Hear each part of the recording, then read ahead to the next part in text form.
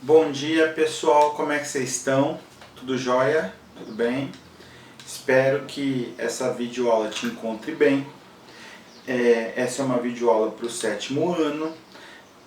Antes de eu começar a falar sobre o tema da nossa aula, que é a conquista do México, a invasão do México pelos espanhóis, eu gostaria que você desse uma olhadinha na videoaula lá do 6º ano, né, que eu acabei de gravar também, coloquei hoje também no YouTube, sobre os astecas, os mexicanos, né, os mexicas, e tá lá bonitinha a videoaula, é rápido para você entender quem é esse povo antes de entender a conquista desse povo. Bom, então vamos lá. Primeiro, eu gostaria de me desculpar porque tem um cachorro aí latindo, eu não consigo nem saber de onde que é, então não dá para eu ficar parando a videoaula toda hora que tem um cachorro latindo, porque eles latem por aqui o tempo todo. Muito bem, o México, a região de hoje em dia é o México, no século XVI ela era habitada pelos astecas, por esse maravilhoso povo mesoamericano. Os astecas, eles tinham uma grande civilização e eles eram governados por um rei chamado Montezuma, tá? Por um imperador chamado Montezuma, e eles dominavam os povos vizinhos. Então perceba, não é que eles eram bonzinhos com todo mundo, não eram. Mas o comportamento asteca e o comportamento espanhol, da mesma forma que o comportamento indígena brasileiro e o comportamento português, eles eram completamente diferentes um do outro. Para começar, os astecas eles tinham o hábito de, quando eles firmavam um contrato, um acordo entre sociedades, eles cumpriam. Tá? Os espanhóis, como os europeus em geral, quando chegaram aqui no continente americano, eles simplesmente descumpriam todos os acordos que eles poderiam para levar vantagem nesse processo. O espanhol, que primeiro chegou no México para dominar realmente o México, nessa região que foi descoberta do ponto de vista europeu, claro, pelo Cristóvão Colombo, foi o Hernán Cortés. O Hernán Cortés chegou no México em 1519. Chegando ali, ele encontrou um náufrago que sabia a linguagem náhuatl, que era a linguagem asteca, e encontrou uma índia que também sabia a linguagem espanhola. Então ela era de origem mesoamericana, ela não era asteca, ela era de um outro povo, mas ela sabia a linguagem asteca e sabia o espanhol, a famosa Malinche. Às vezes o nome da Malinche é traduzida como Marina. E depois, ao longo da história, a Malinche vai ser conhecida no México até os dias de hoje como a grande traidora, aquela que traiu o povo mexicano em favor do conquistador. Bem, mas os espanhóis chegaram lá. Primeiro eles começaram a aprender rapidamente quais eram os problemas internos daquela sociedade. Tá? Então eles viram que os astecas tinham inimigos.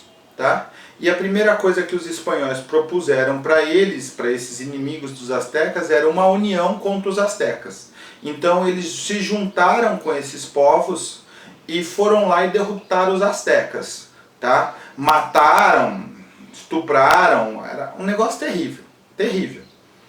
E depois eles escravizaram os outros povos também.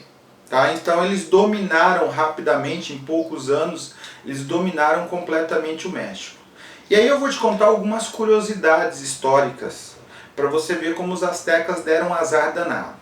Primeira coisa é que o ano de 1519, eu parei porque teve um carro passando e uma moto passando muito alto aqui, fazendo muito barulho. O ano em que os espanhóis chegaram lá no México era o ano, segundo a mitologia asteca, que os deuses astecas voltariam para o mundo. Tá? E aí eles veem aqueles barcos espanhóis chegando, pessoas completamente estranhas com barbas, né? Os indígenas não usavam barbas, a pele deles aqui no rosto tem pouco pelo e tudo mais. e desceram de cavalos, né? Então os sujeitos chegavam na praia, subiam nos cavalos. Os astecas, como todos os povos americanos, do continente americano, não conheciam o cavalo, porque o cavalo não é um animal do continente americano, ele foi trazido para cá pelos europeus. Então eles não tinham nem certeza que aquele animal que estava sendo montado por um homem, se aquilo tudo não era um sujeito só. Se aquilo tudo não era um ser só. Você percebe como para eles era estranho? Tá? É mais ou menos como pousar um extraterrestre aqui. A gente não tem ideia do que seja. A gente já viu um monte de filmes sobre isso e tudo mais, mas a gente realmente não sabe ao certo o que vai descer da nave. Não sabe nem o formato da nave. E aí os astecas, eles acharam que aqueles sujeitos lá eram deuses. E eles foram recebidos como se fossem deuses. Os caras que iam destruir a sociedade asteca foram recebidos com uma certa festa, com uma certa pompa. E os espanhóis logo viram que existia uma quantidade gigantesca de ouro e de prata naquela sociedade, tá? O ouro não era usado como moeda, mas era usado como adorno, como enfeites e tudo mais. E aí os espanhóis vão escravizar os astecas por causa desse ouro e tudo mais. O requinte de crueldade dessa sociedade, isso não está no seu livro, mas eu vou te contar porque isso é importante. Da sociedade espanhola sobre a sociedade mesoamericana e depois sobre os incas, é um negócio que impressiona muito.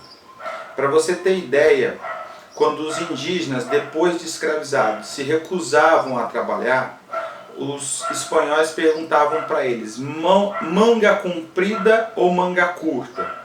Isso significava que, se o sujeito escolhesse manga curta, ele teria o braço cortado nessa altura aqui, ó. Se ele escolhesse manga comprida, ele teria a mão cortada aqui. Ou seja, eles cortavam a mão de alguns para dar de exemplo para os outros e forçar os outros a trabalhar. Além disso, há relatos de espanhóis que apostavam sobre o sexo do bebê indígena enquanto a mulher indígena grávida passava. Então, imagina que tem uma mulher grávida passando, um espanhol vira para o outro e fala, é menino ou menina? Aí o cara fala, é menina. Aí eles matam, naquela hora, a indígena, abre a barriga e vem o sexo do bebê ali mesmo. Negócio horrendo. Tá? A conquista europeia sobre os povos americanos foi de extrema violência, sabe? É de um horror muitas vezes indescritível. E o livro de história faz a opção de deixar isso de fora. Eu particularmente sou contrário a isso porque eu acho que nós temos que contar todos os lados da história, inclusive os mais terríveis. Tá bom? Mas eu acho que é isso dessa videoaula. Eu espero que vocês estejam conseguindo fazer a lição. Eu estou muito contente com o empenho da absolutamente maioria dos alunos, tá? Não tenho que reclamar de nada. Sobre os prazos, é importante que você se mantenha fazendo a lição, mas não fica tão preocupado, eu tenho que entregar até tal dia, eu tenho que entregar até o outro dia, porque nós estamos vivendo uma pandemia, a gente de fato não sabe nem quando vai sair disso tudo, tá bom? Beijão, qualquer dúvida você me procura, é sempre um prazer.